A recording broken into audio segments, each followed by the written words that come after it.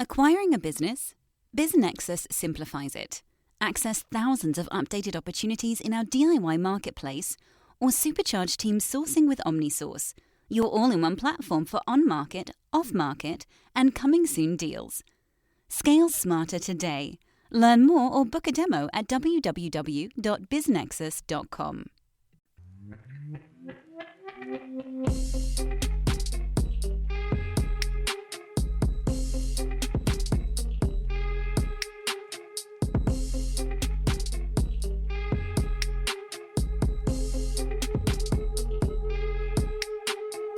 Disclaimer from the always present legal team. Podcast conversations don't necessarily reflect the views of BizNexus Incorporated. Everything you hear is informational news and updates from around the industry. We're not recommending any investments. We're not offering any investment advice. Be sure to do your own homework.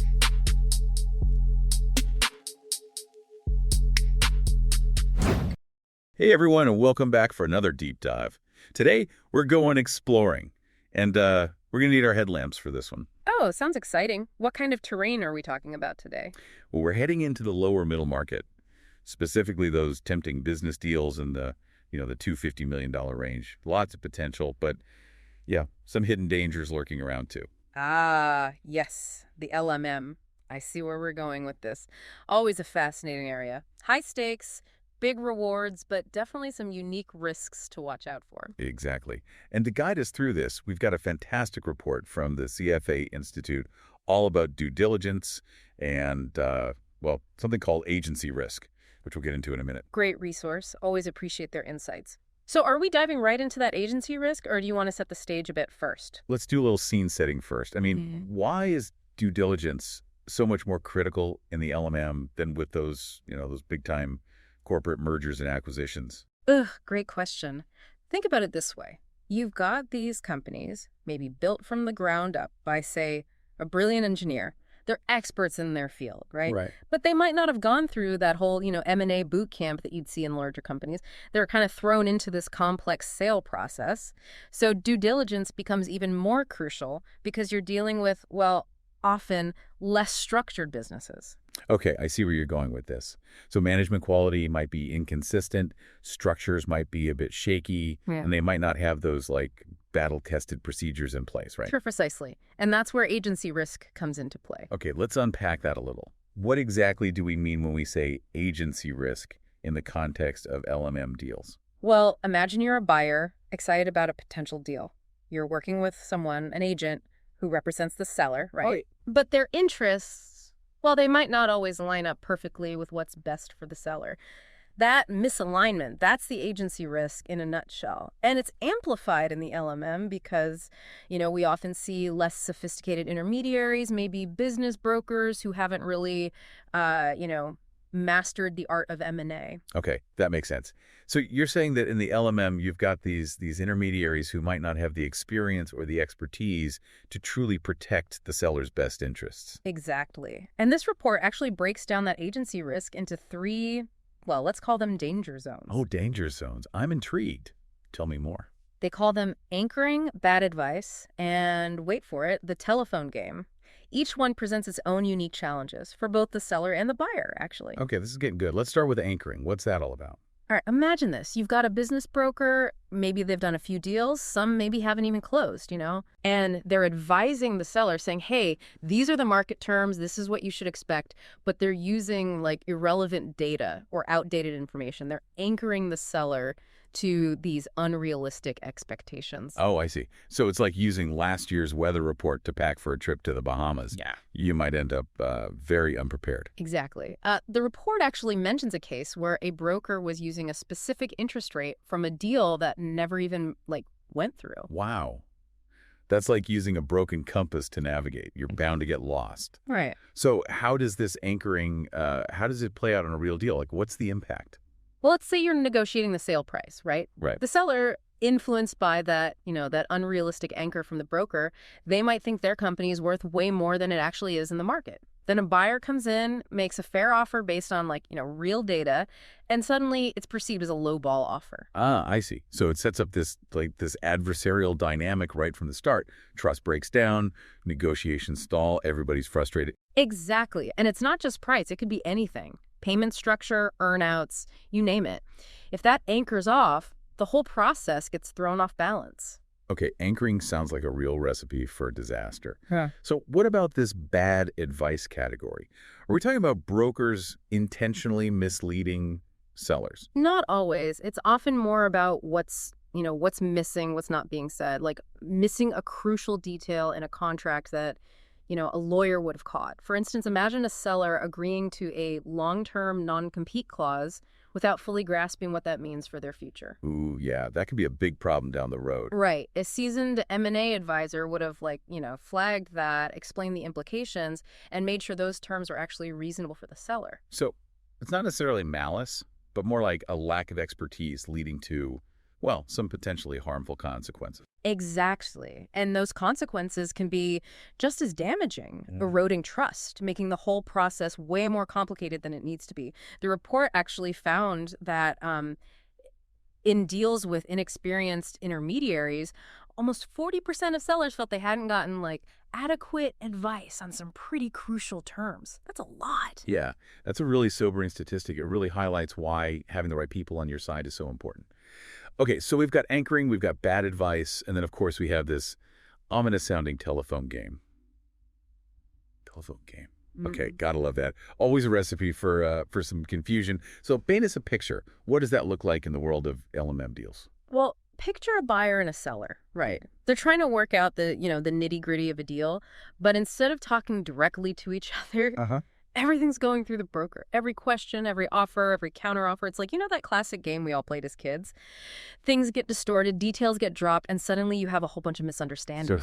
Oh, yeah, that can spiral out of control pretty fast, especially when you're dealing with complex stuff like, legal terms and financial structures. Absolutely.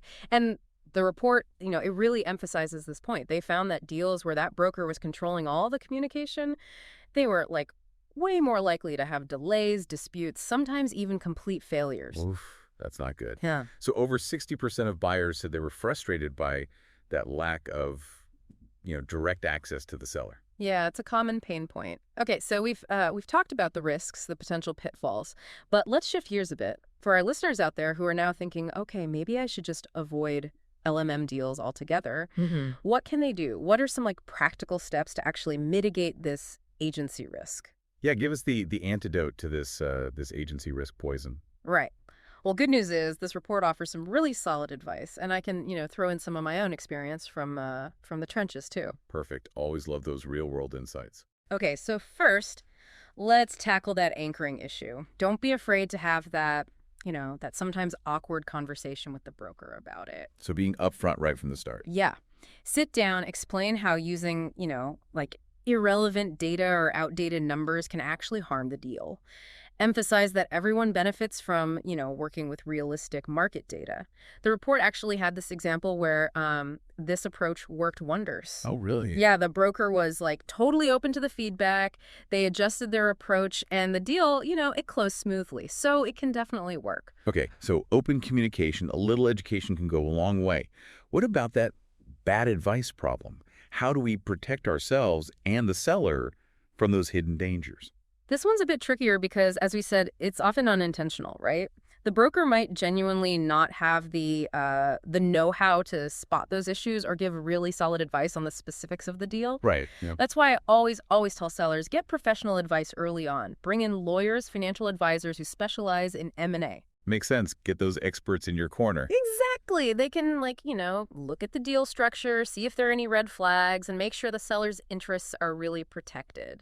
It's like having a guide in a jungle. They know the terrain, can spot the dangerous stuff. Exactly. And it's not just about protecting the seller either. For the buyer, encouraging the seller to get that advice, it can actually make the whole process smoother. How so? Well, a seller who's well-advised, they're more likely to, make informed decisions, which leads to, less conflict during the negotiation. Oh, so it's a win-win. Fair deal, fewer headaches, less time wasted. Exactly. Okay, now let's talk about that telephone game. We've said direct communication is key, but how do we actually make that happen? I mean, in real life. Yeah, because I can imagine some brokers might be a bit hesitant to, step aside and let the buyer and seller chat directly. Oh, absolutely. Some might see it as, losing control or something. That's where being assertive and setting those clear expectations up front, That's really important. Right at the beginning, when you're engaging the broker, let them know that you value open communication and expect to be able to talk to the seller directly at certain points in the process. So kind of laying down the ground rules saying, hey, this is how we operate? Exactly. You might get some pushback, but most brokers, if they're really looking out for the seller, they'll understand and respect that.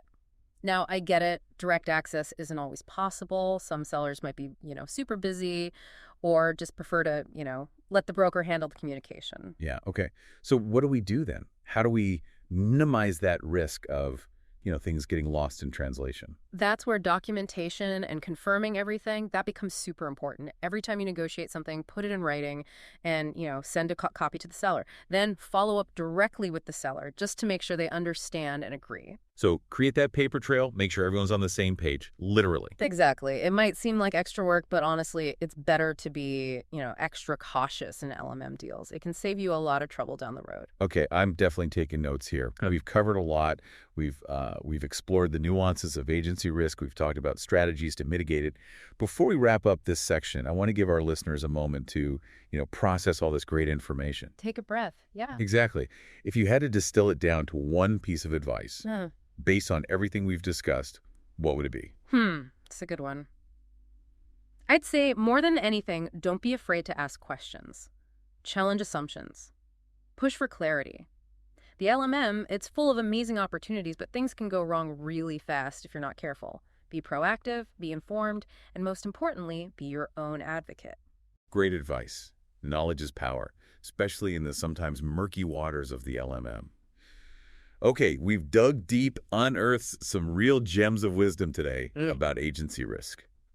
Welcome back, everyone, for the final stretch of our deep dive into agency risk in the lower middle market. I feel like we've really, explored some of those hidden corners of this market. Yeah, it's been quite a journey, but, a rewarding one for sure. We've learned a lot. Definitely.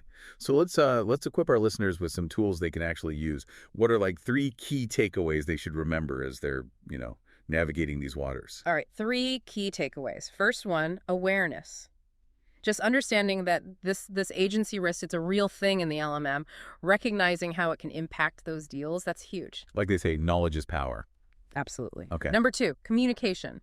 Don't underestimate being able to talk directly to that principal seller whenever possible. You cut down on those misinterpretations, makes for a smoother negotiation. Right. Building relationships, getting rid of all that noise and confusion. Exactly. And finally, the third one, call in the experts. Getting those legal and financial advisors involved early can make a world of difference. Yeah, they can help you spot those potential pitfalls, make sure you're protected, guide you toward a successful outcome. It's like having a map and compass when you're in uncharted territory. Love that analogy. Okay, so we've armed our listeners with knowledge, with strategies. Now, I want to leave them with a question, something to really ponder as they're, venturing into the LMM.